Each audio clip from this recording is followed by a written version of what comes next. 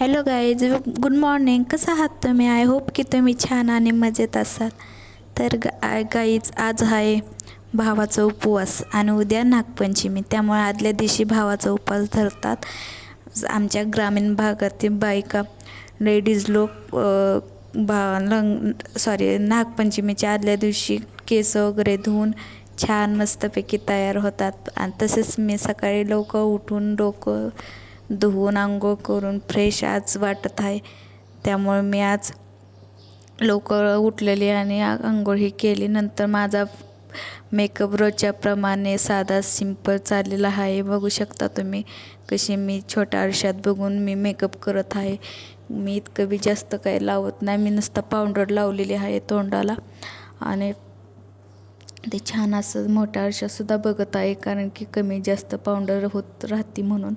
नंतर मी टिकली अशी छान मोठी काढलेली आहे. तितक्यात आमची मुलगी आली, संत्री घेऊन किचनमध्ये गेली. उठल्यानंतर संत्री घेऊन माझ्याकडे डायरेक्ट आली. मला मम्मा म्हणून हाक मारली. मी संत्री हातात बघितली की मी तिच्यावर थोडीशी रागवली.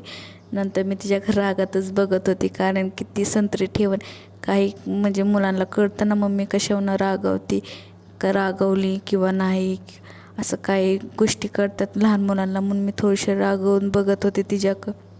नंतर मी सिंदूर लावलं. तर बघा, तुम्ही बघू शकता सिंदूर लावलं, छान अशी तयार झालेली. नंतर मी माझं जास्त पावडर हे झाली का नाही हे बघण्यासाठी मी उजेरात आलेली, पण तसं काही वाटलं नाही. नंतर मी निलूला घेणार होते व्हिडिओमध्ये, तितक्यात ती गेले. नंतर माझ्यासोबत आली, माझ्याकडे सोलाय संत्री सोलाय आले. तर आमची थोडीशी मज्जा बघा, तुम्ही बघू शकता.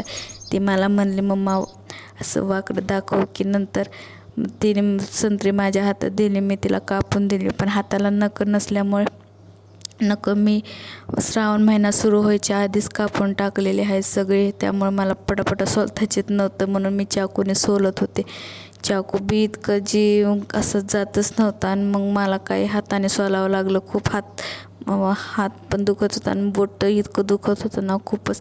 तरी मी सोलून तिला दिल्यानंतर ती मला मम्मा थँक्यू म्हणून पुढे निघाली. नंतर मला चल म्हणत होती तू पण खायला, पण इतक्या सकाळी मला नको वाटतं काही खायला, म्हणून मी जा म्हणले तू खा.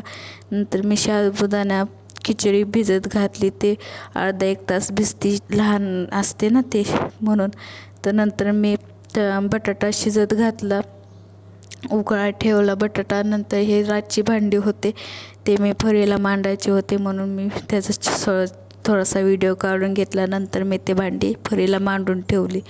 इथे छान असा बटाटा उकळत चाललेला आहे. आणि इथं मी सगळे शेंगदाणे भाजून घेतले. कालच बाजार भरला होता म्हणून मी सगळे शेंगदाणे भाजून घेते, कारण शेंगदाणे असेच ठेवले ना कच्चे तर त्यात जाड्या होत्यात, आळ्या होत्यात आणि खराब बी होऊन जातो. म्हणून भाजून घ्यायचं आणि गार चांगलं झालं का नाही डब्यात भरून ठेवायचं. म्हणजे किती महिने 2-3 महिने जरी तुम्ही त्याकडे लक्ष नाही ना दिलं तरी ते छान असतं, असं मस्तपैकी राहतं.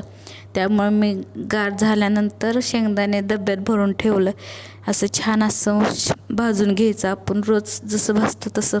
नंतर इथं खिचडी भिजली होती, छान मस्तपैकी भिजली होती.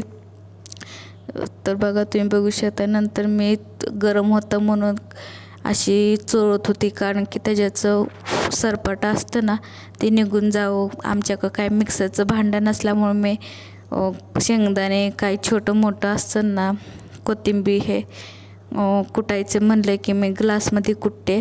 इथं बघू शकता खूप हाताला भाजत होतं म्हणून मी असं पटापटा टाकत होते. नंतर मी इतर कुटायला लागले ग्लासमध्ये. ते ठोंब्यानं कुटत होते.